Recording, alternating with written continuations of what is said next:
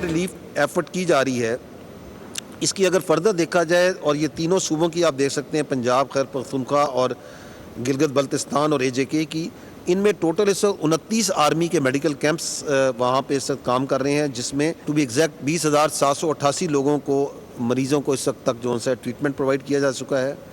करीब के 28,000 लोग जो है आर्मी जो है ये रेस्क्यू कर चुकी है। पंजाब, KP और आज़ाद कश्मीर में फ्लड यूनिट्स काम कर रहे हैं। 28,000 लोगों को रेस्क्यू किया जा चुका है। KP और गिलगित बल्तिस्तान में 104 सड़कें बहाल की गई। DG ISPR की प्रेस ब्रीफिंग, बताया इमदादी कार्रवाइयों के दौरान पाक फौज के 2 जवान शहीद और 2 जख्मी हुए। सैलाब ज़दा इलाकों में कोई पोस्ट खाली नहीं की गई। करतारपुर में कश्तियों के जरिए बड़ा रेस्क्यू ऑपरेशन जारी है।